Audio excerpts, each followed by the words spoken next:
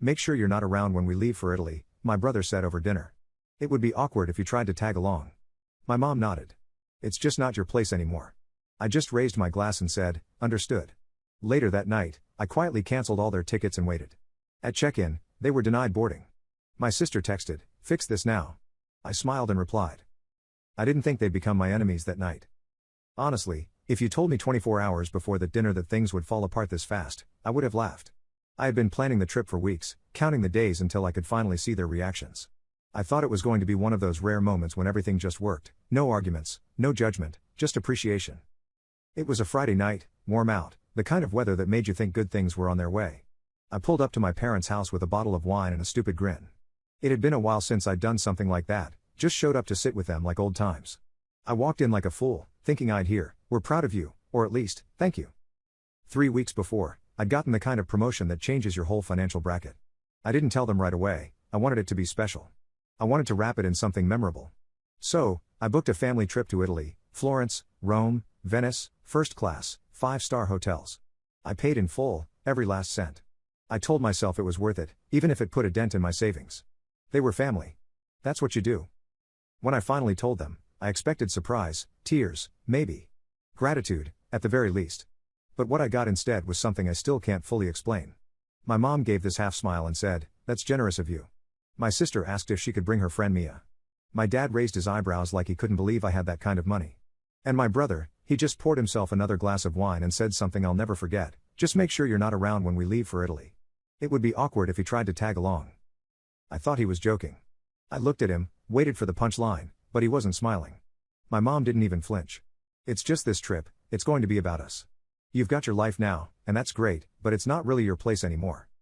I stared at them. My sister was already scrolling through her phone, showing our mom pictures of a bikini she wanted to wear by the coast. She didn't even glance in my direction. No one asked what I meant when I said, understood, I said it calmly. I even raised my glass like I was toasting to their plan. They clinked their glasses with mine. My dad laughed and started talking about gelato flavors. They had no idea. That night, I went back to my apartment. I sat at my desk and opened my laptop. The flight confirmation emails were still sitting in my inbox. One by one, I pulled them up, logged into the airline's website, and canceled everything. Every ticket, every hotel reservation, the car service I booked to pick them up, gone. It took 15 minutes. The next morning, no one called me. No one checked in. They just kept talking in the group chat about what to pack and how to get through customs faster. No apology, no second thoughts. They really thought they'd use me like an ATM and leave me out of it. 2 days later, they showed up at the airport in their travel outfits, dragging brand new luggage, I'm sure they bought just for this trip. My sister posted a selfie in front of the terminal with the caption, "Ciao, baby." They made it all the way to the check-in counter and then, one by one, were denied boarding. That's when the texts started rolling in. The first text came from my sister, "Fix this now." It lit up my screen while I was pouring my second coffee. I didn't answer. I just watched it. Then came 3 more, "Why are our tickets cancelled? They said you did it. Jacob, are you effing serious?" Still nothing from me. I wanted them to sit with it for a while. By then, I was already watching their meltdown unfold through the airline app. All 4 tickets, voided, non-refundable, just sitting there with a red X beside them. They had tried to check in, denied. Tried again at the counter. Nothing. Then the group chat lit up. "Dad, what's happening?" "Sister, they won't let us board." "Brother, Jacob, if this is some kind of joke, undo it now." "Mom, call us immediately. This isn't funny." I waited. Let them spiral. Let them taste the confusion. Then I texted just once, "It's just not your place anymore." Nothing for about a full minute. Silence. And then it exploded. My sister was the loudest. She sent 13 messages in under 5 minutes. She blamed me for ruining her year, said she had bought new outfits and had scheduled hair appointments just for this. She told me I was cruel, selfish, manipulative. Then she switched tactics and started guilt-tripping, asking how I could do this to my own family. My brother started sending threats, the kind of half-baked crap he throws around when he's cornered. He said I owed them for starting this whole thing in the first place, that I had baited them with a trip just to pull it out from under them. My mom accused me of planning this from the beginning, of weaponizing generosity. And then, around noon, I got a call from my dad. I let it ring twice. The third time, I picked up. "You embarrassed us." I didn't even respond. "You made us look like fools in public, at an international check-in counter. You think that's funny?" He waited. I said nothing. Then I hung up. After that, they went quiet for a bit. I think the full weight of what I'd done started to hit, that this wasn't just a prank or a tantrum. It was permanent. That afternoon, I logged into my bank. My sister had a standing transfer, $11,300 a month. She used it for her nanny, groceries, random stuff. I canceled it. Then I shut down the card she had on my account. She'd used it to order $200 worth of bath products last week. Then I called the dealership. The white SUV sitting in my parents' driveway had my name on the title. I didn't even hesitate. I gave them the address, told them to bring it back. It was gone by 3 p.m. By 5 p.m., I called my brother's landlord. Lease in my name, $1,000 a month. He hadn't paid a cent in over half a year. I gave them notice I'd be stepping out of the lease. They'd have 30 days to deal with him. That night, the group chat tried again. Mom, let's be rational. Sister, please. I have no way to pay the nanny now. Brother, I'll figure it out. But what you did was messed up. No apologies. No real remorse. Just panic. They thought I was still the version of me who needed them, the one who bought silence or connection or belonging. They hadn't noticed that version of me disappeared a long time ago. What they didn't know, what they still refused to believe, is that I meant it. This wasn't revenge. This was just closure. And they weren't ready for it. By the next morning, it had moved from anger to desperation. The group chat had gone quiet overnight, which I expected. They were regrouping. I imagined them all back at my parents' house, probably sitting in the living room with their phones out, arguing about how to handle me. I figured my mom was trying to smooth things over, my sister pacing in circles, my dad probably swearing under his breath while my brother blamed everyone but himself. At 8:12 a.m., I heard banging at my front door. I didn't even have to look through the peephole, I already knew it was my sister. She was yelling my name like it was urgent, like she was about to collapse or something. I stood in the kitchen, sipping coffee, and just listened. This isn't fair, Jacob. You don't just cut people off. That's not how this works. She pounded the door again. I swear if you don't open this. Then silence. Eventually, I heard her storm off down the hall. I watched her from the window as she got into her car and sat there for a while, just typing furiously on her phone. A minute later, another string of messages blew up my screen. Congrats. The nanny quit this morning. She said she can't rely on a paycheck that might vanish. So now I'm stuck with everything. Followed by, you did this for what? Because of one dinner conversation? And then, you need help. I didn't respond. Instead, I logged into my bank again and double-checked. Transfers to her cancelled. Card disabled. She wasn't bluffing. I had no doubt the nanny walked. She probably thought this was just another one of my sister's dramas and didn't want to get caught in it. Smart woman. A few hours later, my phone rang again. It was my dad. I let it go to voicemail like I had with all of them. His message was longer this time. It started like this: Jacob, your mother's upset. I'm trying to hold this together, but you're putting us in a position we never imagined being in. Then he went into how they had been planning that trip as a new beginning, how it was supposed to heal the distance between us. He said, I overreacted. He actually used that word, overreacted. Then came the part that made me laugh: you might want to think twice before burning bridges. You never know when you'll need family again. I saved the message just in case I ever forgot why I stopped answering their calls in the first place. Later that afternoon, my mom tried again. First, a text: can we meet? Just talk. I feel like we're all saying things we don't mean. Then a voicemail, 3 minutes long. She said I was being cold, that I was holding a grudge. That family isn't something you can opt out of just because your feelings got hurt. That if I needed space, fine. But cutting them off financially was spiteful. She said I'd regret it. I listened to the whole thing without a single reaction. They still thought this was temporary, a tantrum. They thought eventually I'd come crawling back, wallet in hand, apologizing for overstepping. But what they didn't understand, what none of them wanted to understand, was that this wasn't a tantrum. This was clarity. That trip was supposed to be a turning point. And it was, just not in the way they expected. They made it clear I wasn't part of their circle anymore. I was just the guy who paid for it. So I took myself out of the equation completely. And what came next? That was entirely up to them. The fallout. 3 days of silence. That was the first sign something was off. Not a single message, no phone calls, not even a fake apology. After the meltdown at the airport and the financial fallout, I expected them to come at me again, screaming, bargaining, blaming, but instead, nothing, like they had all vanished. It didn't feel like acceptance. It felt like they were regrouping. I was right. Thursday morning, just after 10 a.m., I got a call from HR at my company. A calm voice, professional, asked if I had a moment to discuss a complaint that had been submitted. That word, complaint, made my chest tighten for a second. I stepped into a meeting room and asked what this was about. They said they'd received an anonymous tip through the company ethics portal. Someone had submitted a detailed email claiming I'd misused company funds to pay for a personal family vacation, lied on my expense reports, and was using company travel reimbursements to cover personal favors. There were attachments, fake invoices, screenshots, even a fabricated company memo referencing the Italy trip as part of an executive retreat. I knew instantly who was behind it. They had taken their humiliation and flipped it into sabotage. Luckily, I never charged a single Italy expense to the company. Everything came out of my own account. HR said the documents looked suspicious. Names spelled wrong, formatting off. They told me they'd open a formal review, but they already had someone cross-checking everything I'd filed. By 3 p.m., they cleared me. But that didn't matter. The intent was clear. They weren't just mad. They were trying to destroy something I'd built on my own, quietly, systematically. I didn't react. I just sent a text to my sister, solid attempt. Try spelling the VP's name right next time. She replied 10 minutes later, no clue what you're talking about. Followed by, you always think everyone's out to get you. That's not healthy.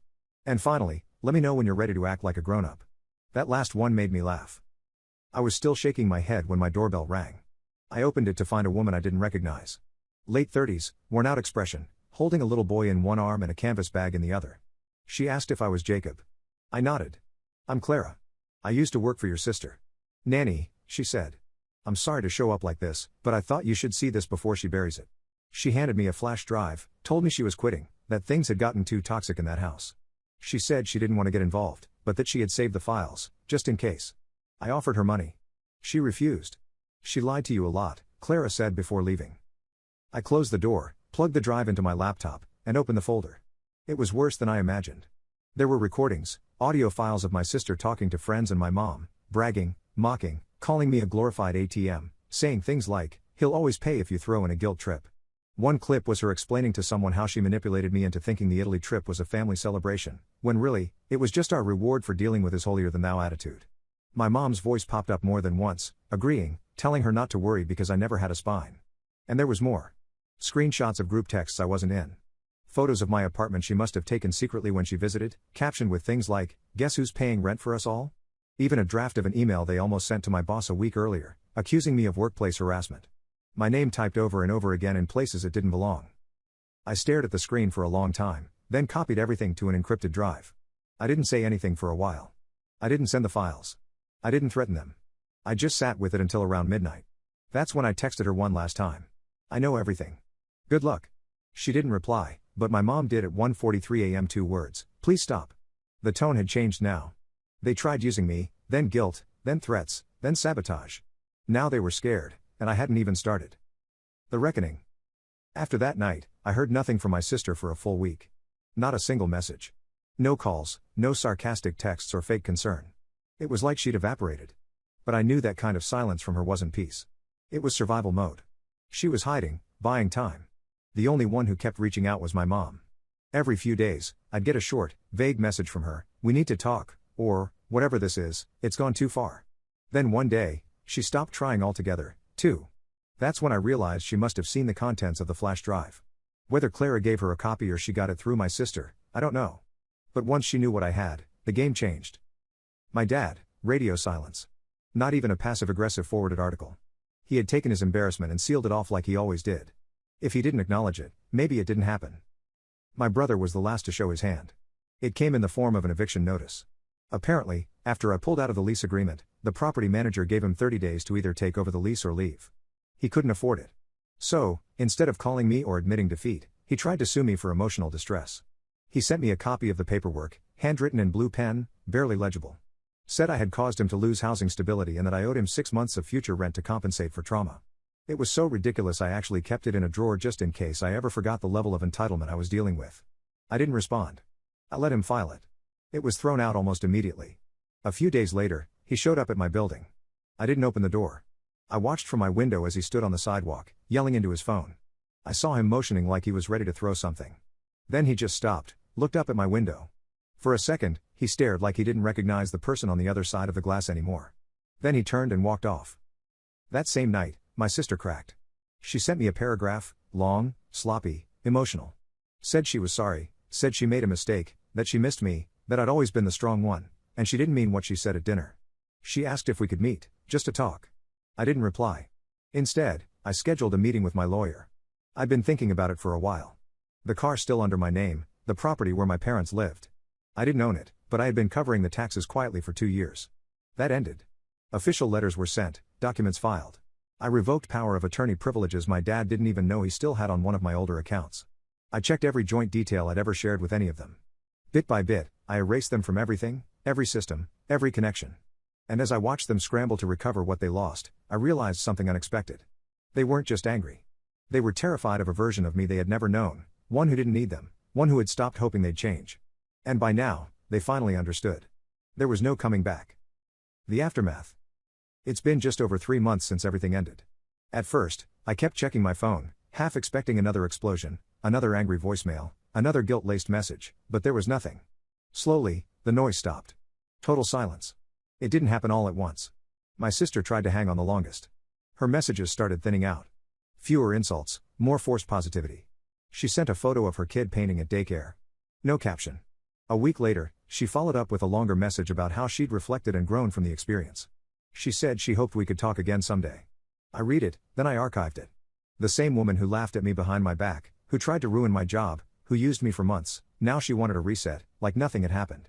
But there's no reset after what she did. There's no version of me that forgets any of it. My brother gave up quicker. I found out through a mutual acquaintance that he was crashing on a friend's couch and trying to sell sneakers online to make rent. He never messaged again after the court paperwork was tossed. I think he got the message once and for all, the free ride was over. My parents were the last to go quiet. My mom made one final attempt. She sent a long letter through the mail, handwritten. It started off kind, almost too kind. Then it got strange. She said she understood why I was angry, but also claimed she never meant to exclude me. She said it was just a misunderstanding and that families argue all the time. Then she wrote something I'll never forget: "You were never supposed to take it so personally." That sentence sat with me for days. My father didn't send anything. No letter, no message, just disappeared from everything.